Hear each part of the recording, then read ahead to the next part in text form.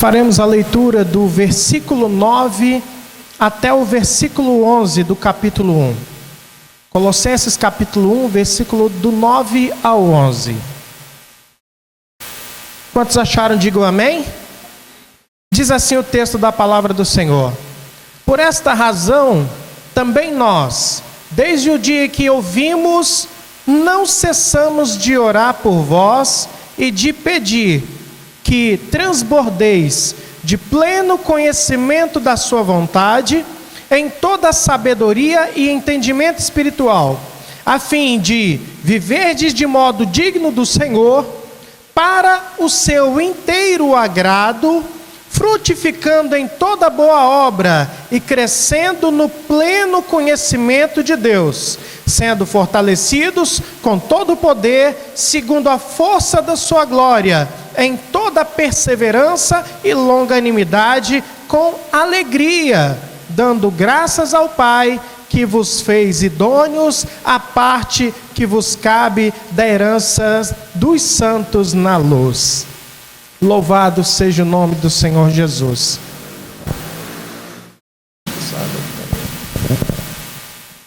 Os irmãos podem se assentar.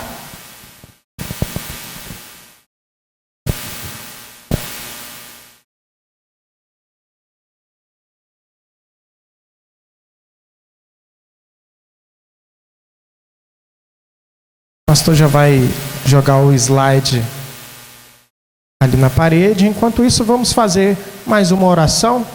Senhor nosso Deus, nesta noite eu quero te agradecer pela tua presença na nossa vida e pela misericórdia do Senhor que tem nos alcançado.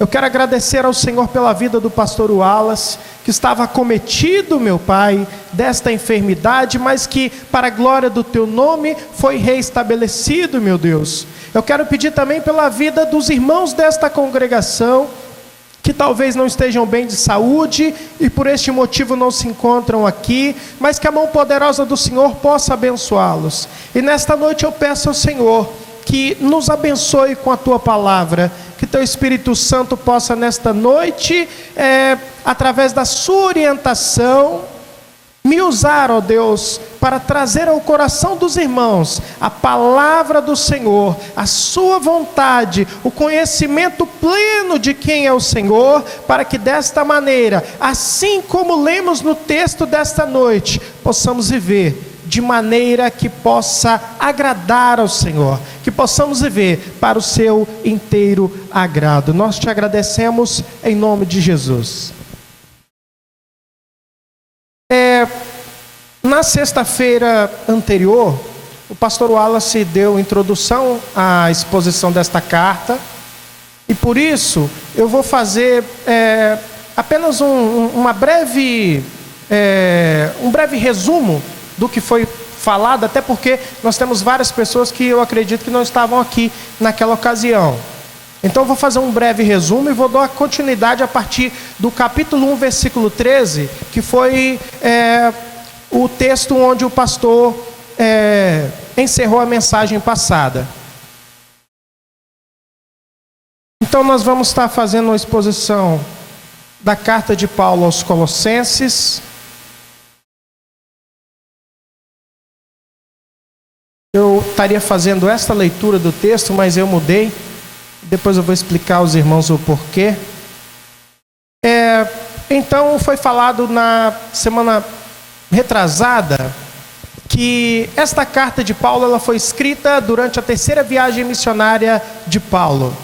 Então Paulo ele prega aproximadamente 3 anos na igreja de Éfeso, e ali acontece um grande avivamento, pessoas se convertem, uma igreja é estabelecida naquele lugar, e uma das pessoas que se convertem, os historiadores acreditam que Epáfras, que era o pastor da igreja de Colossos, se converte nessa ocasião em Éfeso, e partindo dali, indo para a região do Ilírico, onde havia ali 3 cidades importantes, que era Colossos, havia ali também Hierápolis e Laodiceia, cidades que não ficavam muito distantes de Éfeso, e ele funda a igreja nessas 3 cidades. E ele desenvolve um trabalho muito importante naquele lugar, só que falsos mestres começam a chegar àquela cidade e começam ali a pregar uma doutrina nociva à vida cristã. E por isso ele sente a necessidade de recorrer ao seu mestre Paulo.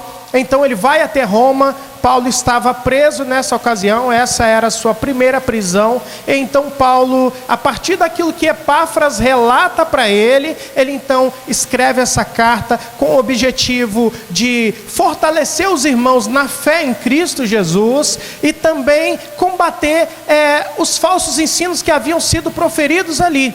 E Paulo utiliza os recursos que Paulo utiliza para poder combater essas heresias é justamente a exposição da natureza de Cristo e da sua obra na vida da igreja. Nós já partimos do pressuposto de que essa carta foi escrita por Paulo, embora alguns teólogos liberais criticam o fato de nós crermos que foi Paulo que escreveu, justamente porque eles acreditam que o tipo de gnosticismo, de heresia que Paulo combate nessa carta, seria um gnosticismo já desenvolvido demais para o tempo de Paulo.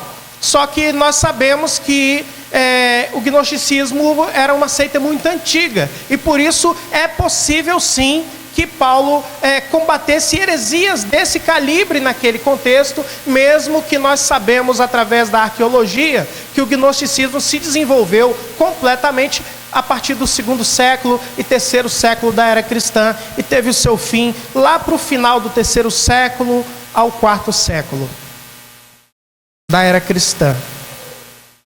A origem da carta... Então Paulo escreve ela de Roma, da sua prisão domiciliar. A data foi por volta do ano 60. Os destinatários seriam os cristãos de Colossos, Hierápolis e Laodiceia, porque ele pede que essa carta seja lida também nas igrejas circunvizinhas de Colossos. O propósito seria responder aos mestres gnósticos, reafirmar a supremacia de Cristo, a centralidade e a suficiência de Jesus, destacando as implicações de tudo isso na vida espiritual, eclesiástica, familiar, ministerial, social de cada crente. É uma carta profunda e muito completa, e por isso eu acredito que nós estamos aqui diante talvez do documento mais importante do Novo Testamento, porque ele trabalha os aspectos da natureza de Cristo e da cristologia de uma maneira que nós não encontramos em nenhuma outra parte do Novo Testamento. Por isso, esse eu acredito ser o documento mais importante, porque ele tem todas as doutrinas que são vitais para a vida da igreja, e ele também aqui tem doutrinas essenciais para combater qualquer tipo de heresia que possa se infiltrar no nosso meio, de maneira que tire o aspecto da salvação de Jesus Cristo, ou que tire a centralidade de Jesus Cristo da vida da igreja. O portador dessa carta possivelmente teria sido Tíquico, porque Paulo ele descreve em Colossenses que Epáfras estava preso. Não sabemos o motivo da prisão de Epáfras. Ele vai de socorro a Paulo e por algum motivo ele ficou detido. E por isso Paulo envia Tíquico junto com Onésimo, para que e também Tíquico, ele não é somente o portador da carta de Colossenses, mas também o portador da carta de Éfeso e também de Filemão, que era um crente da igreja de Colossos. Então ele vai até Colossos com a carta direcionada àquela igreja, a carta direcionada ao Filemão, que era membro daquela igreja, e ele leva Onésimo, que era um escravo fugitivo, que havia se convertido e se encontrado com Paulo em Roma, e que agora retorna com recomendações de Paulo, para que ele fosse liberto para servir a Jesus, juntamente com Paulo em seu ministério. Esses daqui são alguns dos temas que essa carta trabalha, alguns temas da cristologia. Ele fala da natureza de Cristo, a supremacia de Cristo, a suficiência de Cristo, eleição, justificação, reconciliação.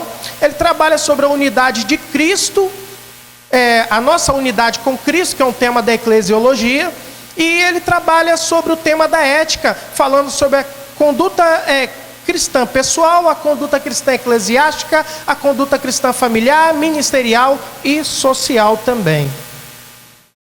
Alguns temas que são combatidos por Paulo. Nós temos o gnosticismo, que vai deixar aqui, Paulo, nós não temos a menor ideia do que de fato esses gnósticos, legalistas, os místicos e os ascéticos falaram para o povo de Colossos. Nós não temos a mínima ideia. A única coisa que nós temos sobre o que eles possivelmente falaram ali, as heresias que possivelmente eles pregaram para aquela igreja, é a partir do que Paulo escreve combatendo essas heresias. Aqui, os irmãos, ao ler essa carta, vocês devem imaginar o seguinte, que está acontecendo um diálogo.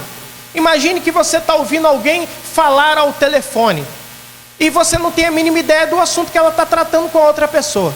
Só que para que você possa entender o enredo da história, você teria que, a partir do que você ouviu alguém falar daqui, entender o que foi perguntado lá. E é mais ou menos isso que a gente vai tentar fazer essa noite. Entender a partir do que o Paulo fala, o que ele estava combatendo, que possivelmente seria aquilo que foi pregado hereticamente naquela igreja. Então o gnosticismo, ele trata alguns conceitos de que a salvação ela só pode ser obtida por meio de um conhecimento secreto. E esse conhecimento, ele no grego é gnosis, e Paulo utiliza essa mesma linguagem para poder contrastar essa heresia.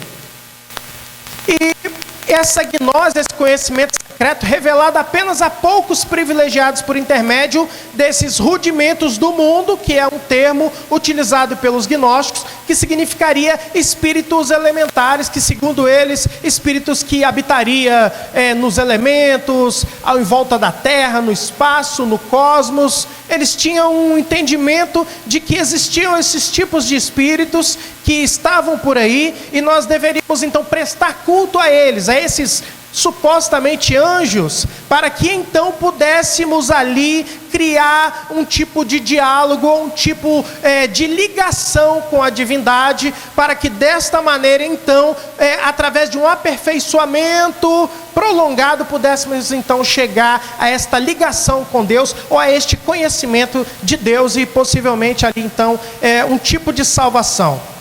Ali Paulo também combate o legalismo, um conceito de que pode-se acrescentar mérito diante de Deus pelo cumprimento de práticas da lei, de rituais, de dietas e de cerimônias. Era também uma doutrina que estava sendo pregada ali por esses heréticos, de que se você fizesse determinadas coisas, obedecesse determinados preceitos, determinadas cerimônias, você poderia então se tornar mais espiritual e adquirir méritos diante de Deus.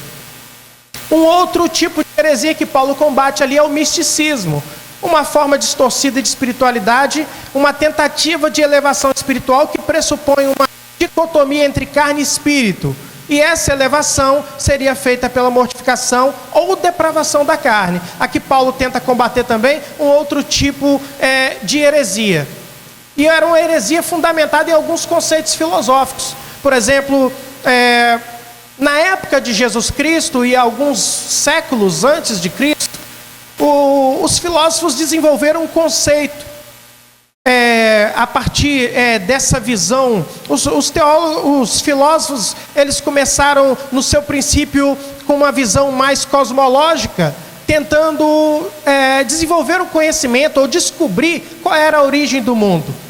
Depois, esses foram os pré-socráticos. Então depois chega a era de Sócrates, e Sócrates muda o discurso. Ele já não questiona mais como o mundo surgiu. Ele começa a tentar descobrir o que é o homem. E ele desenvolve mais uma filosofia mais antropológica, voltada para o ser humano. Então ali existe um divisor de águas entre os pré-socráticos e entre os clássicos. Sócrates, ele está ali no meio.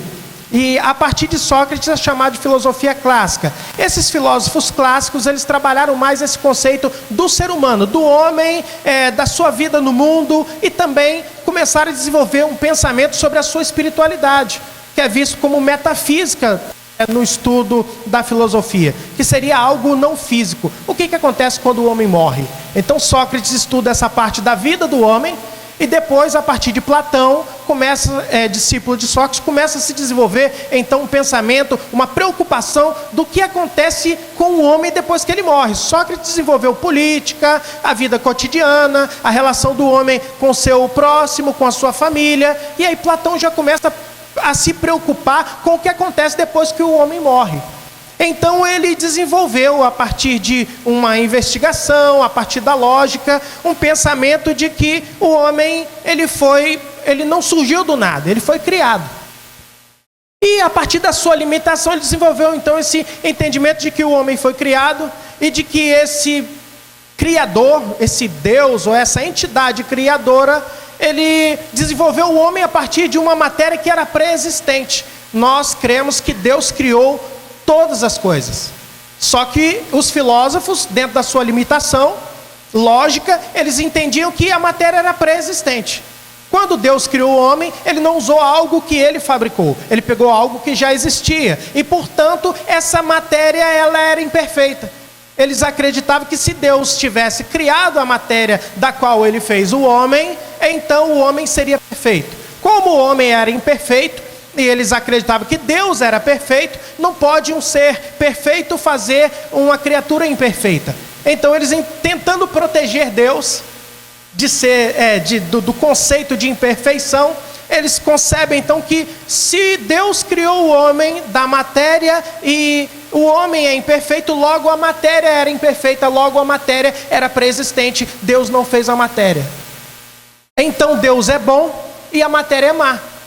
E se Deus é bom e a matéria é má, e nós somos feitos de matéria, logo não existe ligação entre Deus e o ser humano. E eles começam agora a desenvolver um tipo de teologia para construir um elo de ligação entre o homem e Deus. E eles entendiam que a única maneira do homem se ligar a Deus ou desenvolver algum tipo de ligação com Deus seria se essa matéria fosse destruída de alguma maneira.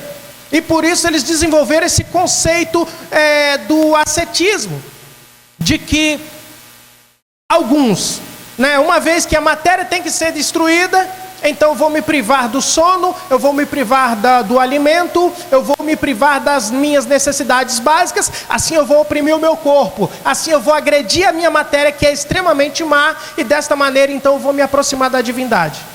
Então eles acreditavam que, tendo esse comportamento ascético, eles se aproximariam de Deus. E aí um outro grupo desenvolveu um outro tipo de pensamento. Se os irmãos depois tiverem paciência para estudar filosofia, a história da filosofia, vocês vão ver que existia dois tipos de grupos filosóficos nos tempos de Jesus.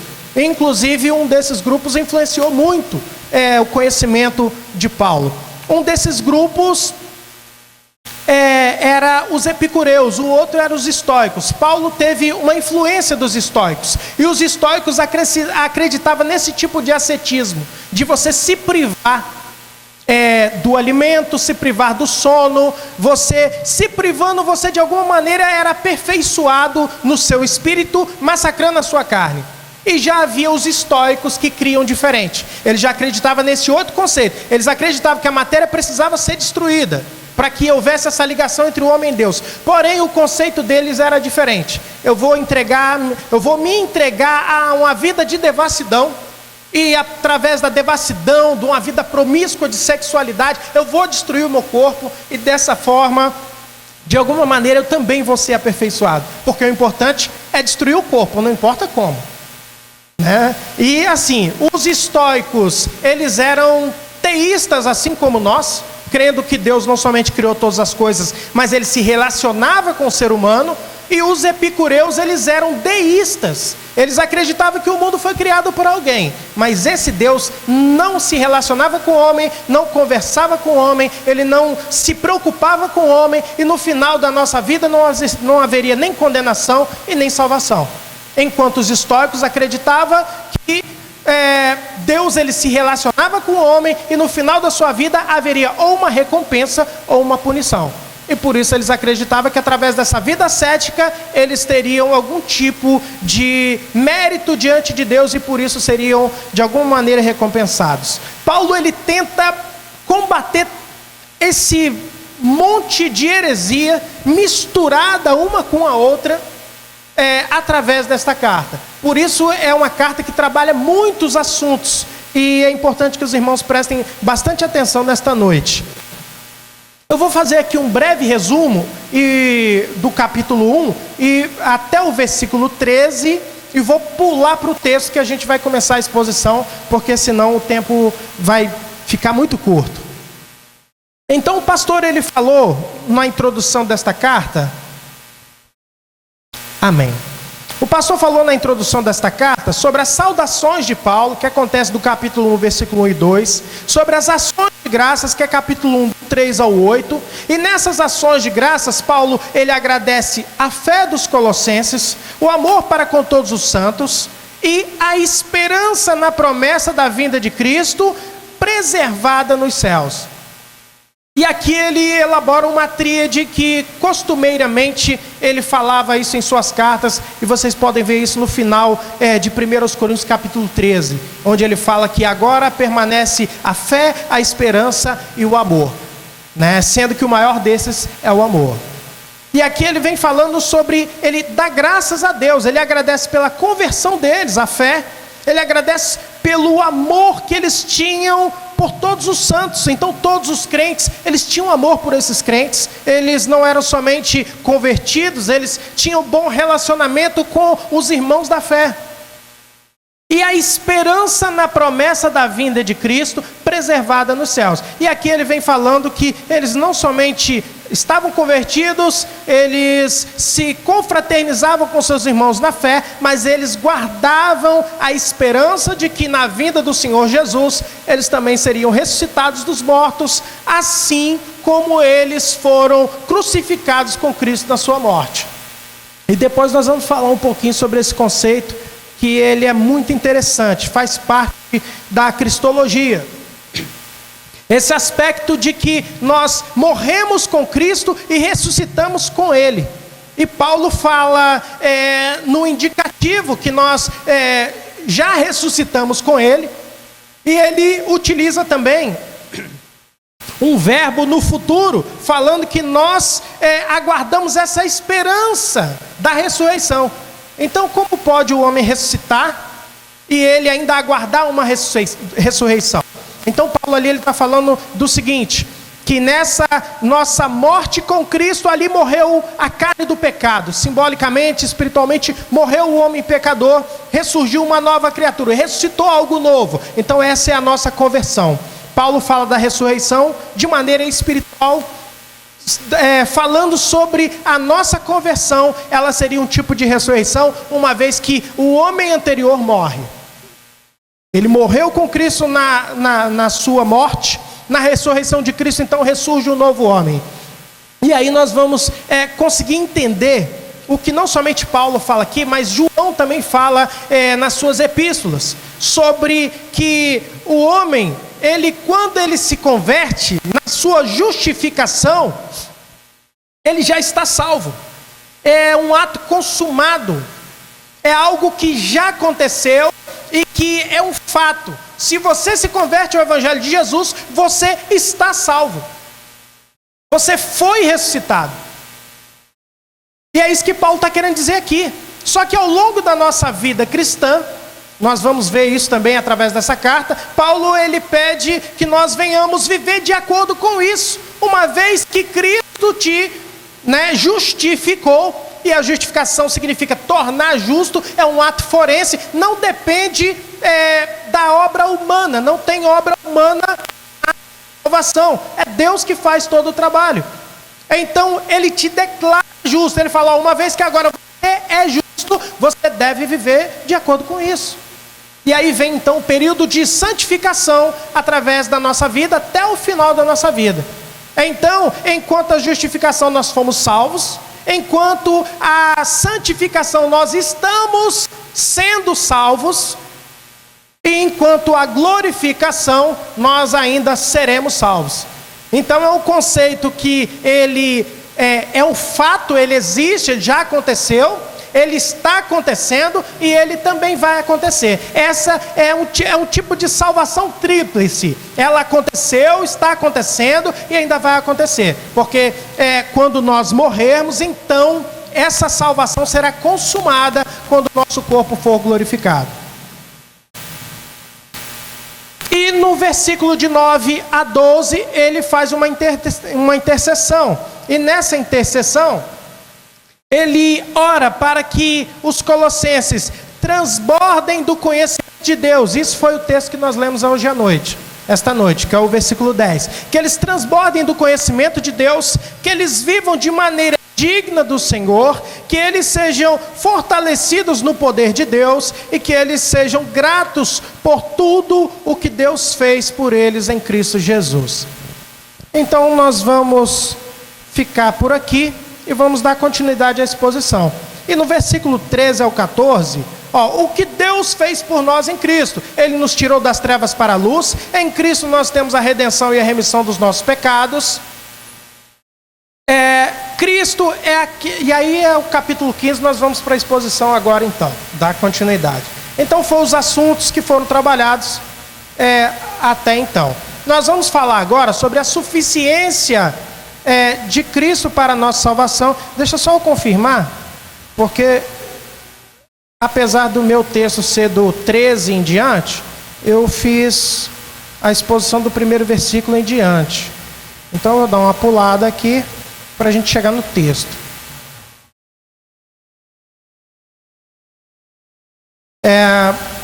Então o nosso assunto hoje vai ser a excelência da pessoa e da obra de Cristo. Só que antes,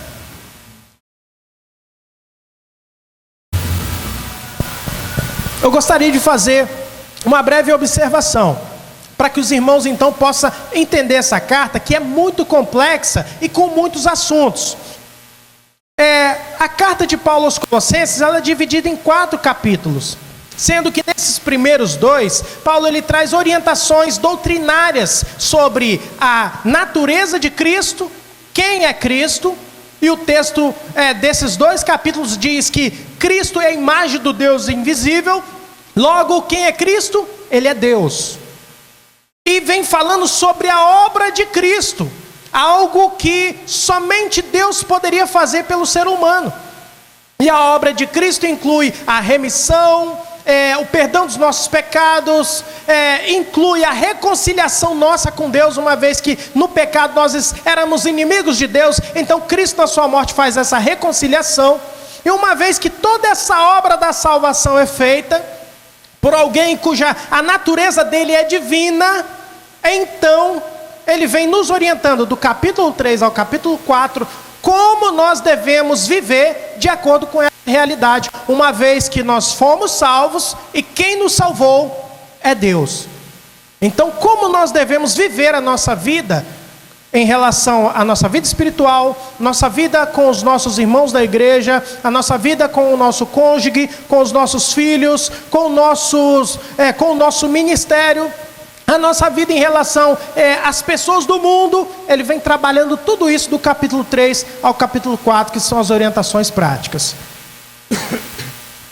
Aqui a partir do versículo 13 ele vem falando sobre a excelência da pessoa e da obra de Cristo. Ele nos libertou do império das trevas e nos transportou para o reino do Filho do seu amor, versículo 13. Então, quando ele fala que ele nos libertou, a palavra grega refere-se a resgatar, e império das trevas, ele refere-se a poder total do diabo, ou seja, nós fomos resgatados do império de Satanás e fomos transportados para o reino do Filho do seu amor.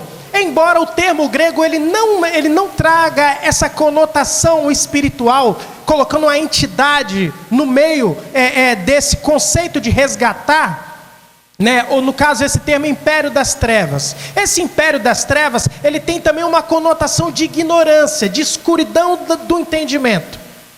Nós éramos escravos do império das trevas. Em que conceito? Nós tínhamos uma escuridão do entendimento, de maneira que não conseguíamos entender e nem enxergar quem era Deus. E aí o que Cristo faz? Ele nos resgata do império das trevas, daquela ignorância do nosso entendimento, para que então abrisse os nossos olhos e nós olhássemos para Cristo e entendêssemos que Cristo, Ele é a imagem do Deus invisível, a plena, a completa imagem do Deus invisível. Assim como João, no seu evangelho, destaca Cristo a partir da sua obra, e ele considera que se Cristo fez as obras de Deus, logo Ele é Deus. Então nós enxergamos, e através do nosso entendimento esclarecido, chegamos então ao conhecimento de quem é Deus de fato, e então entendemos a sua obra. Só que essa escuridão do entendimento não era uma ignorância, como talvez alguém pode ser ignorante, porque não tem conhecimento aprofundado sobre determinado assunto. Por exemplo, eu sou ignorante em relação à medicina, eu sou ignorante em relação à biologia. Não é esse tipo de ignorância.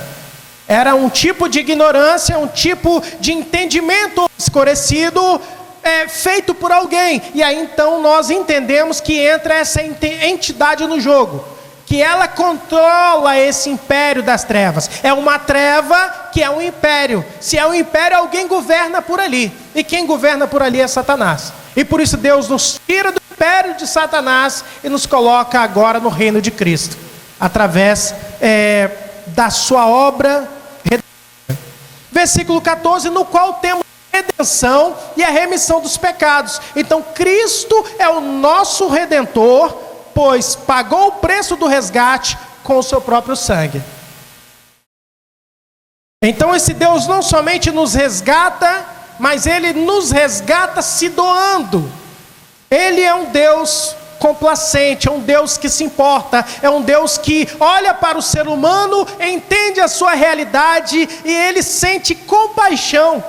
E isso não tem nada a ver com essas teologias que têm sido desenvolvidas por aí, de que Deus, Ele é um Deus que sofre, e depois foi se desenvolvendo outras teologias que consideraram que se Deus sofre, logo Ele não pode ser eterno, e se Deus não é eterno, Ele pode morrer, então se Deus pode morrer, logo Deus está morto. Eles construíram toda uma teologia para tentar de alguma maneira apagar esse conceito que está explícito nas Escrituras, de que Deus não é um Deus que não liga para a vida do ser humano, de que Deus não é somente um Deus que olha para o ser humano como se fosse apenas um objeto e não se importasse com o que acontece com ele. A Escritura Sagrada nos mostra que Deus, Ele se importa com o ser humano, por isso Deus, Ele ama o ser humano e Ele planeja essa obra de redenção, colocando inclusive a sua própria pessoa no meio desta obra.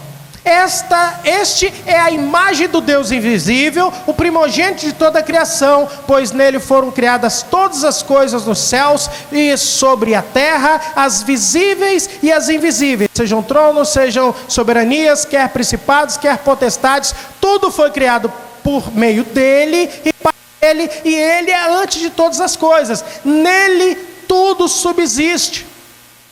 Então, quando ele vem dizendo que ele é a imagem, então Deus se apresenta ou se revela na pessoa de Cristo. Deus, Ele era um Deus que não era conhecido completamente pelo ser humano. Se nós olharmos o Antigo Testamento, nós veremos um Deus que se revela, mas um Deus que se revela em partes. Ele se revela através da revelação geral. Ele cria os planetas, os céus, a terra, e tudo isso declara a glória de Deus. Era possível chegar ao entendimento de que Deus existia e a conhecê-lo de forma parcial, simplesmente olhando para o horizonte, olhando para o sol nascendo e o sol se pondo, olhando para as estrelas à noite. Era possível chegar a esse entendimento de que um universo tão incrível e tão fantástico não pode ter vindo do acaso. Porém, esta revelação de Deus era limitada. Ele se revelou em parte. E aí então vieram os profetas, e aí então inicia-se um processo de revelação especial, que é uma revelação diferenciada, onde Deus se mostra um pouco mais, e o homem tem condições de conhecer um Deus a partir dos seus atributos, um Deus a partir da sua personalidade, do seu comportamento, a maneira que ele se comportava e a maneira com que ele se relacionava com o ser humano. Porém, somente através de Jesus Cristo, nós tivemos condições de ter um conhecimento completo da autorrevelação de Deus. E Ele nos mostra plenamente como Ele realmente é. Então, quando nós olhamos Jesus Cristo durante toda a sua vida terrena e durante todos os seus atos, curas, milagres, pregações, o conteúdo das suas mensagens, nós vemos ali Deus como Ele realmente é. Um Deus completo, um Deus que ama, um Deus que se importa, um Deus que se compadece, um Deus que olha o homem leproso e se compadece. Ele não consegue ficar tranquilo sabendo que aquele homem está sofrendo. Isso significa que quando você sofre, Deus ele sabe que você está sofrendo e Deus ele se importa com o seu sofrimento. Esse seu sofrimento, ele não é um sofrimento que não produz nada na pessoa de Deus. Quando o ser humano sofre, algo acontece em Deus. Deus, de alguma maneira, ele se importa. Às vezes ele permite que o homem permaneça no sofrimento, mas não é porque ele permite que o homem continue sofrendo que quer dizer que ele não se importa. Deus, quando teve que usar os babilônicos para punir Judá, que foi o povo que se manteve mais fiel diante de Deus, Ele teve que fazer aquele trabalho para que o povo pudesse aprender. Mas eu poderia utilizar esta linguagem a partir daquilo que eu conheço de Deus, que é como se Deus tivesse comportado como aquele pai amoroso, que ama o filho, que cuida dele, que jamais faria qualquer coisa para deixar o seu filho entristecido ou infeliz, mas que diante de alguma travessura, de alguma coisa que o filho faz, o pai às vezes tem que puni-lo com uma vara, para colocá-lo na linha, para corrigi-lo. E mesmo que ele tenha que fazer tal ato que às vezes possa ser visto como algo cruel, isso não significa que aquele pai não se importa.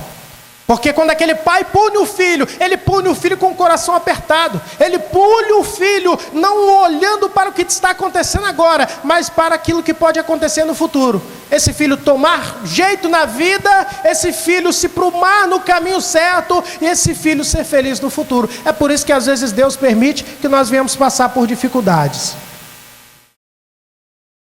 Ele é o primogênito. Esse termo primogênito, ele tem o direito de herança e de domínio. O termo primogênito às vezes confundem muitas pessoas. As pessoas entendem que porque a Escritura Sagrada se refere a Jesus Cristo como primogênito, isso significa que ele foi criado por Deus.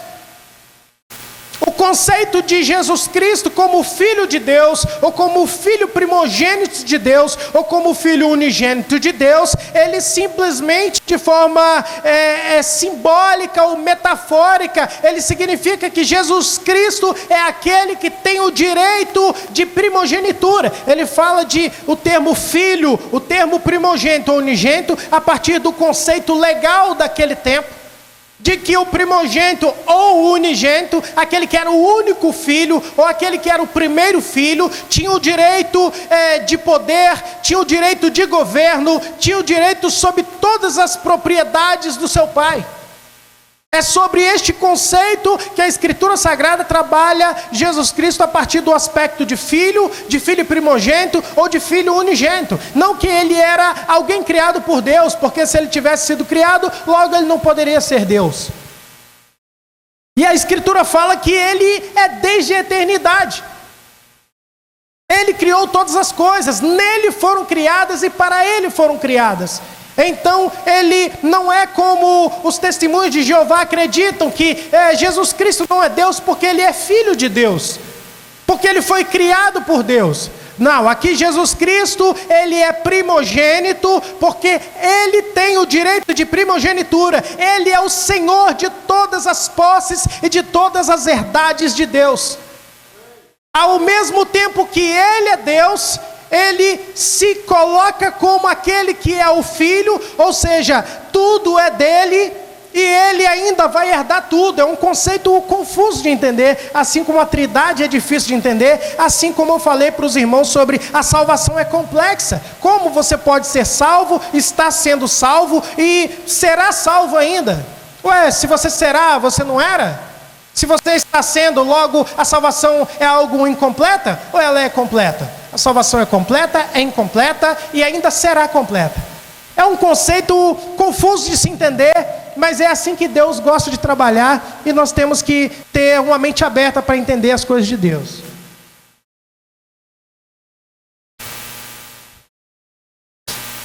Ele é o cabeça do corpo da igreja, ele é o princípio primogênito de entre os mortos, para que em todas as coisas ele possa ter a primazia, porque aprove a Deus que nele residisse toda a plenitude, e que havendo feito a paz pelo seu sangue na cruz, por meio dele reconciliasse consigo mesmo todas as coisas. Aqui entra aquele texto que eu estava falando para os irmãos, sobre esse conceito da época dos gnósticos, de que o homem não estava reconciliado com Deus. E por isso ele tinha que ser ascético, por isso ele tinha que ser legalista, por isso ele precisava de um conhecimento secreto que somente os gnósticos tinham. E Paulo vem dizendo, olha, em primeiro lugar ele é o cabeça do corpo, que é a sua igreja. Então a igreja é dirigida por Jesus Cristo. Ele é o princípio, ele é o primogênito, para ele foram feitas todas as coisas, então ele tem a primazia.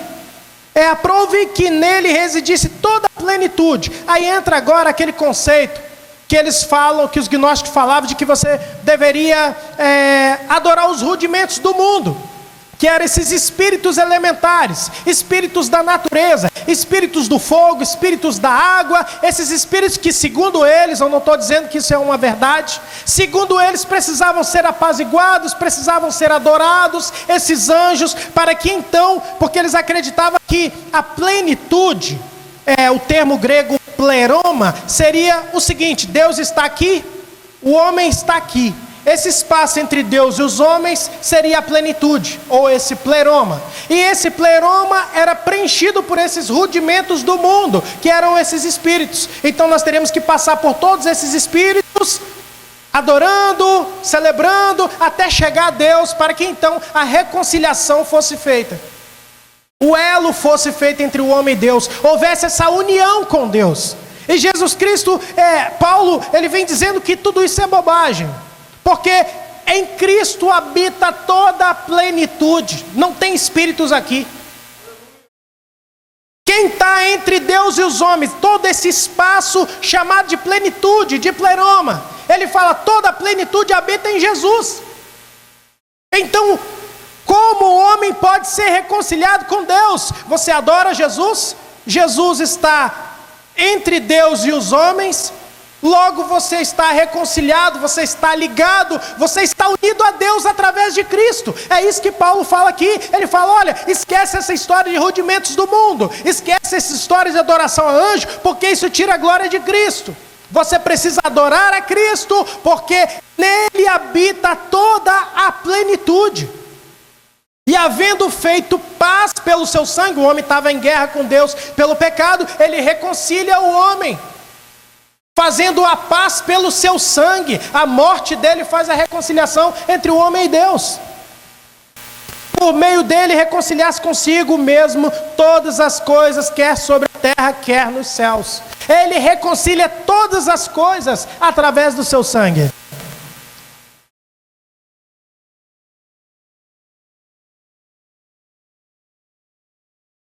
E quando ele diz que ele é o cabeça da igreja, logo o conceito de união com Cristo refere-se à eclesiologia, porque o que é a igreja? A igreja é um povo unido com Cristo. Através da nossa união com Cristo, ele sendo o cabeça, não somente da igreja, mas o cabeça de todo o principado, de toda a potestade, toda a entidade espiritual que existe no mundo. Ele é o cabeça de todos eles, ele é o criador de todos eles, ele é o Senhor de todos eles. E se ele é o cabeça da igreja, logo ele dirige a vida da igreja. E a vós outros também, que outrora erais estranhos e inimigos no entendimento pelas vossas obras malignas, agora porém vos reconciliou no corpo da sua carne, mediante a sua morte, para apresentar-vos perante ele santos, inculpáveis, irrepreensíveis, se é que permaneceis na fé, alicerçados e firmes, e não vos deixando afastar da esperança do evangelho que ouvistes e que foi pregado a toda criatura debaixo do céu, e do qual eu, Paulo, me tornei ministro. Então, estranhos, o termo grego quer dizer afastado. Todos estávamos afastados de Deus antes da reconciliação. E nossas obras eram malignas. Ele nos reconciliou. A morte substitutiva nos reconciliou com Deus, porque o nosso pecado nos deixava em guerra com Ele. E para apresentá-vos perante Ele santos e inculpáveis, através da justificação, que segundo os reformadores era um ato forense. O que ele está querendo dizer como ato forense? É um termo jurídico utilizado. Imagine que você era um pecador. O ser humano, diante de Deus, ele era mais ou menos assim. Imagine um homem que mate outra pessoa. Só que ele não simplesmente matou outra pessoa. Ele planejou matar esta pessoa. Ele planejou no seu coração, ele planejou no papel, ele fez uma maquete na parede, ele descobriu onde o cara morava, que hora que ele saía, que hora que ele voltava, ele descobriu os atos dessa pessoa durante meses, ele fez todo um plano. Então esse crime não foi qualquer crime, tinha dolo no crime, foi um crime qualificado. Esse cara diante do tribunal não tem desculpa para ele. Ele planejou o crime, ele comprou a pá, ele cavou o buraco, ele tocaiou o cara escondido no mato 3 dias. Até que então ele pegou esse cara, e ele não simplesmente o matou, ele matou com requinte de crueldade. Ele usou tesouro, ele usou machadinha, faca, facão, serrote, e no final ele enterrou o camarada e ainda comeu um marmitex do lado do túmulo, porque ele não se importava com aquela pessoa. Então não foi um crime qualquer, foi um crime bizarro, foi uma atrocidade que aconteceu, e esse cara não se arrepende. E diante de tudo isso que ele fez, alguém filmou. Tem um vídeo com a faca na mão, a machadinha, ele cortando a pessoa, enterrando naquele buraco e fazendo toda essa atrocidade. E agora ele está diante de um tribunal e nenhum advogado quer pegar a causa dele, porque a causa é perdida. Ele é réu confesso, ele não se arrepende, ele diz que faria de novo.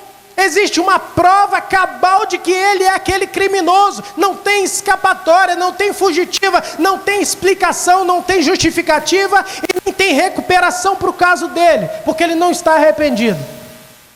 Agora chega um juiz, olha para aquele cidadão que nem advogado quis pegar o caso dele, e ele bate o martelo e fala: eu declaro que você é justo, vai embora. Seu nome está limpo. Você não deve mais nada para a sociedade, você não deve mais nada para ninguém, ninguém pode botar a mão em você, e você é tão inocente como qualquer outra pessoa aqui do júri. Foi isso que Deus fez por nós, Ele nos declarou justo. Em Mateus, Jesus Cristo, Ele utiliza ele utiliza uma parábola para poder explicar o que Deus fez por nós. Ele fala sobre o credor incompassivo. E um rei começa a perdoar todos os seus súditos que o deviam. E, na verdade, ele começa a cobrar. Até que chega diante de um súdito que o devia 10.000 talentos. Um valor que significa uma infinitude. Ninguém poderia dever 10.000 talentos. Até porque você precisaria trabalhar cerca de 200 anos para conseguir 10 talentos. Sendo que durante esses 200 anos você não poderia gastar nem um centavo para chupar uma bala. E é impossível que alguém trabalhe 200 anos sem gastar um centavo do seu dinheiro. Quanto mais você dever toda essa quantia. E aí a Bíblia diz que um homem devia isso, e o rei o perdoa, uma dívida impagável. E ali ele mostra através dessa parábola, que é exatamente isso que Deus fez por nós. Uma dívida que não tinha como ser paga, Ele perdoa, Ele simplesmente perdoa. Então isso é ato forense, é um ato judicial. Partiu do juiz interpretar daquela forma, partiu do juiz considerar daquela maneira, partiu do juiz considerar que aquele réu era justo. Enquanto naquela época dos reformadores, a Igreja Católica entendia que, na verdade, o conceito de justificação era natural. À medida que você age de maneira conveniente, você acrescenta méritos diante de Deus, e isso vai levar você até a salvação. Então a salvação através das obras, a salvação meritória. Então os reformadores entenderam que a justificação é um ato forense, um ato de Deus, e foi isso que Ele fez por nós. para apresentar-vos perante Ele santos e inculpáveis. Então, através da justificação, Ele nos apresenta perante Deus inculpáveis. E esse daqui é um conceito que contrasta com a filosofia dos gnósticos, que não aceitava que um homem possa ser justo. Eles acreditavam que o homem pode ser justificado, mas diante de todos esses preceitos, ser legalista, ser ascético, ser místico, ter esse conhecimento secreto que era a gnose, e aí então adorar todos esses anjos, para você um dia talvez chegar lá. E aí Paulo vem com um novo conceito. Ele fala: não, Deus me constituiu ministro deste evangelho, que é Cristo, através da sua natureza divina, reconciliando o homem com Deus. E uma vez que eu sou esse ministro, eu sou responsável por apresentar todos vocês, que hoje são, ele fala no presente, já aconteceu, um fato consumado e concreto, vocês são salvos, apresentar todos vocês salvos e irrepreensíveis diante de Deus.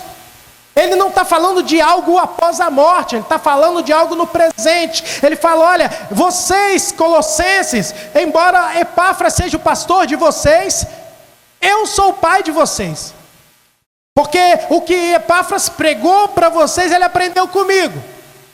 E eu sinto que é minha responsabilidade cuidar de vocês, é minha responsabilidade apresentar vocês diante de Deus. E se é que permaneceis na fé. Então a prova da nossa justificação é a nossa perseverança. Nós precisamos perseverar para que então possamos entender que de fato alguém foi justificado. Porque diante de mim, todos os irmãos que estão aqui são salvos até que se prove o contrário. Todos vocês são salvos até que se prove o contrário. E o que vai provar o contrário? É se você vai perseverar ou não. Sabe por quê? Porque só persevera quem é salvo.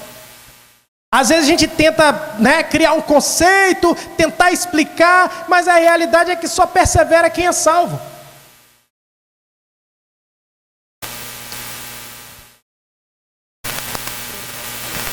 A missão e o ministério de Paulo: agora me regozijo dos meus sofrimentos por vós, e preencho o que resta das aflições de Cristo na minha carne, a favor do seu corpo, que é a igreja, do qual me tornei ministro, de acordo com a dispensação da parte de Deus, que me foi confiada a vosso favor, para dar pleno cumprimento à palavra de Deus. O ministério que estiver oculto nos séculos e das gerações, agora todavia se manifestou aos seus santos, aos quais Deus quis dar a conhecer, qual seja a riqueza da glória desse mistério entre os gentios, isto é, qual o mistério entre os gentios? Cristo em vós, esperança da glória. Paulo agora ele começa a falar, o que Paulo está querendo dizer com esse texto? Paulo ele está falando o seguinte para os gnósticos: olha, vocês chegaram aí na cidade de Colossos falando que vocês são pessoas especiais, escolhidas por Deus, ao qual Deus deu um conhecimento secreto sobre ele, ao qual ele não revelou nem mesmo para os apóstolos.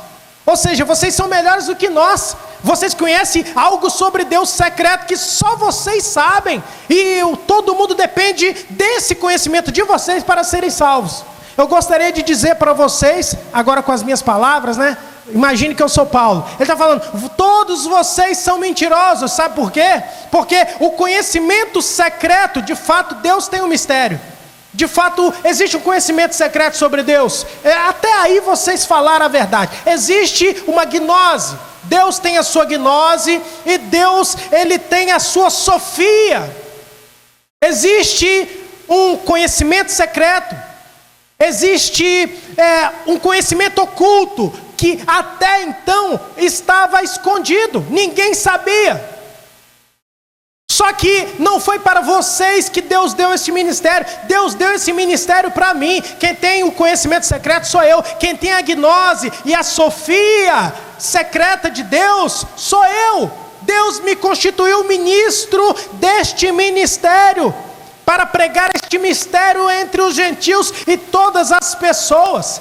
E este mistério agora não está mais secreto, não está mais oculto, não está mais escondido, porque Deus aprove a Deus revelar o seu mistério a toda a humanidade. E este mistério é Cristo em vós, esperança da glória. Ele não somente diz que o mistério era Cristo, através da sua natureza divina e com a capacidade de executar todas essas obras salvadoras para a nossa vida, mas era Cristo dentro de nós, Cristo dentro do ser humano, trazendo assim uma esperança para a nossa vida de glória nos céus após a nossa morte. Então aqui Paulo, ele não somente ele ataca esses gnósticos falando que olha, eu é que tenho esse conhecimento secreto, e agora esse conhecimento não é mais secreto porque ele foi revelado a todos os homens, como ele deixa claro de que nessa união que a igreja tem com Cristo, ela precisa se revestir de Cristo, logo ela está em Cristo. Imagine que Cristo está aqui, Deus está aqui, numa forma corpórea de um ser humano. Paulo está dizendo que você está dentro de Deus. E agora Paulo está dizendo o seguinte, coloca aqui agora um ser humano justificado. Imagine que tem um homem aqui justificado, ou uma mulher justificada. Agora Deus está dentro do homem. A mesma maneira que o homem está dentro de Deus, Deus está dentro de um homem. E Paulo vem falando, revista-se de Cristo, cubra-se com Cristo. Você precisa estar imerso dentro de Cristo. E ele vem falando, olha, Cristo tem que estar dentro de você. Para que você possa entender melhor, imagine que Deus é o oceano. Imagine que você é um balde. Agora, pensa o seguinte, coloque agora o balde dentro do oceano, seria você dentro de Deus, só que ao mesmo tempo que o balde está dentro do oceano, ele se enche do oceano. Então ao mesmo tempo que você está dentro de Deus, Deus está abundantemente dentro de você. Nós vamos ver, por exemplo, esse conceito depois desenvolvido também pelo apóstolo Paulo, falando da obra do Espírito Santo, e como o Espírito Santo atua na nossa vida desta maneira. E aí nós entendemos que nós não podemos dissociar Espírito Santo de Jesus, embora sejam pessoas distintas. Porque Cristo, quando é assunto aos céus, ele fala assim, olha, vocês não ficarão órfãos, porque eu enviarei um outro Consolador. O termo outro significa alguém igual, idêntico, da mesma propriedade, da mesma natureza, com os mesmos atributos e com a mesma obra. Ou seja, quando Cristo é assunto aos céus e o Espírito Santo desce na terra, alguém com a mesma propriedade divina, com os mesmos atributos, com o mesmo poder, com a mesma eficiência, continua cuidando da igreja, só que não mais na forma corpórea, mas agora dentro do ser humano. E aqui ele estabelece praticamente de uma maneira completa toda a vida cristã. E é uma pena que o meu horário já passou e eu não vou poder continuar com a exposição. Eu encerrei agora o capítulo 1 e eu acreditava que conseguiria passar todo o capítulo 2, mas tem muito conteúdo nessa carta e eu espero que os irmãos tenham gostado e que os irmãos tenham sido abençoados por essa mensagem. Eu peço desculpa ao pastor por não conseguir cumprir a missão, e eu gostaria de agradecê-lo.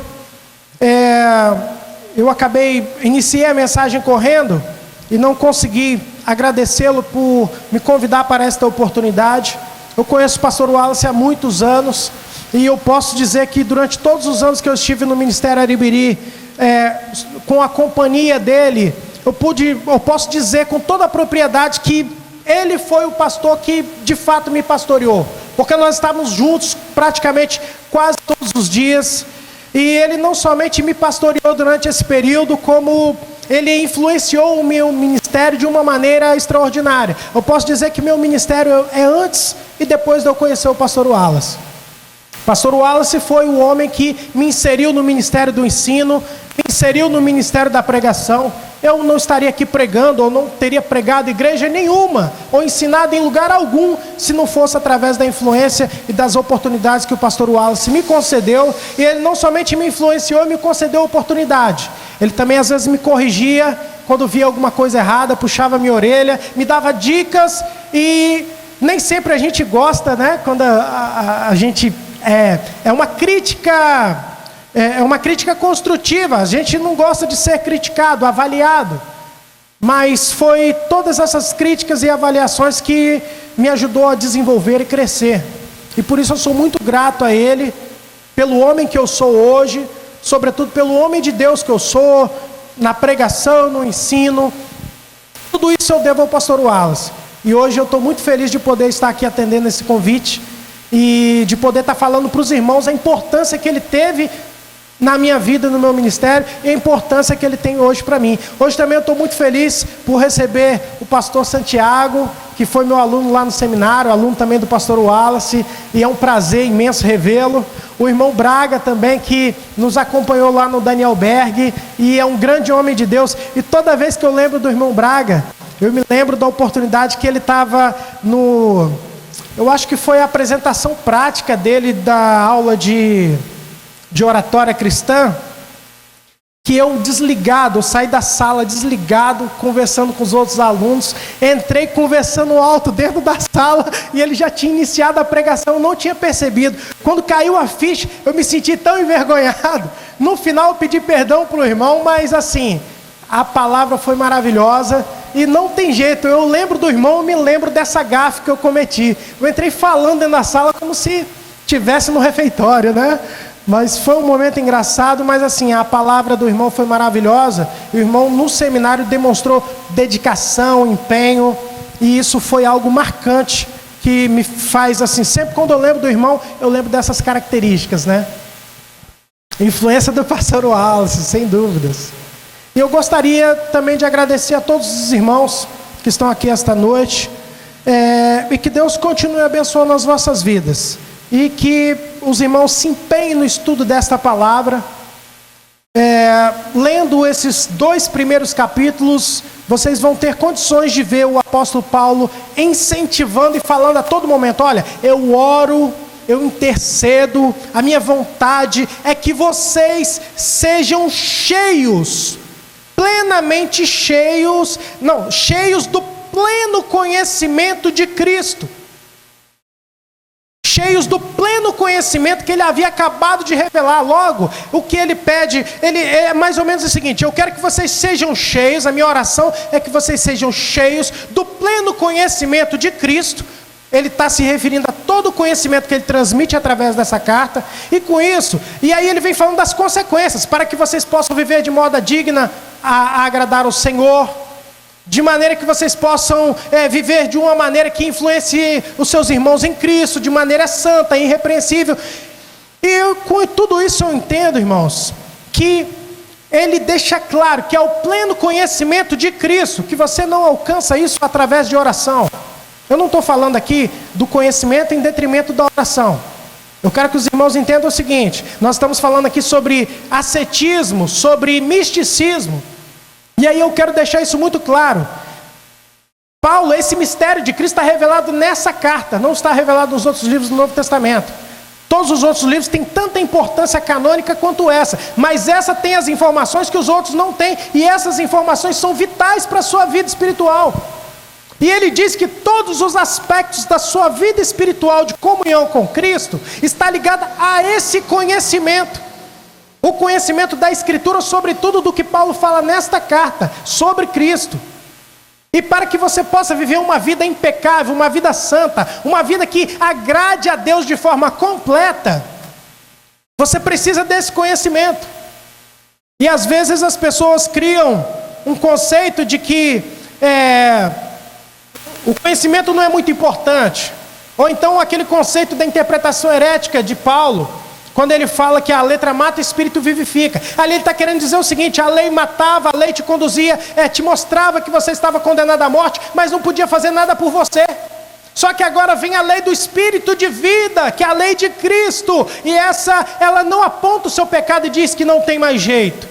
Essa lei, ela traz um jeito, ela dá um jeito de ligar você novamente a Deus, de te purificar dos seus pecados. Então ele diz que a lei de Moisés não serviu para nada, senão para apontar a morte, para apontar o pecado, para apontar que você era um devedor e você estava inadimplente. Então isso é a letra mata. O Espírito vivifica. Qual é o Espírito que vivifica? É a graça de Deus. É a lei do Espírito de graça, que ele vem falando no capítulo 8 de Romanos.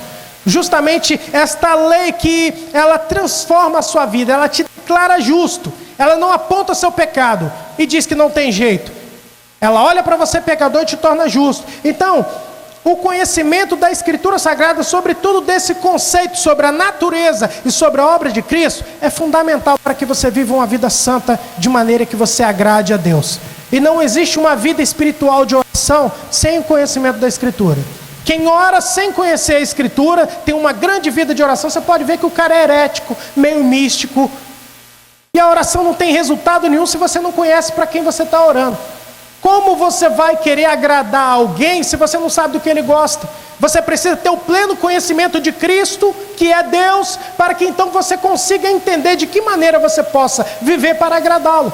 Então a sua vida de santidade não vai chegar a você através da oração, vai chegar através do conhecimento da palavra. E através do conhecimento da palavra, você vai ser levado à oração.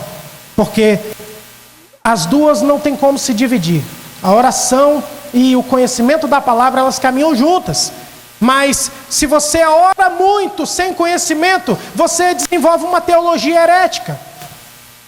E você vive uma vida estranha, com hábitos estranhos, uma vida ascética, uma vida legalista. Você anda julgando as pessoas porque você acha que aquilo que você faz é certo, que os outros fazem é errado. A sua teologia está ruim. Então você precisa de uma boa teologia, conhecer a natureza de Deus, a cristologia, a obra de Cristo sobre a sua vida, para que então você possa andar direito, andar correto, e ao invés de ficar julgando o seu irmão, vivendo uma vida ascética, achando que por jejuar demais, ficar a noite sem dormir, ficar sem comer, você é melhor do que os outros, você vai aprender a amar os seus irmãos, você vai orar pelos que estão fracos, você vai orar por aqueles que te perseguem, e você, através desse amor, vai acontecer uma unidade da igreja, e essa igreja estará unida a Cristo. Que Deus os abençoe. Eu já extrapolei o horário, e muito obrigado, pastor.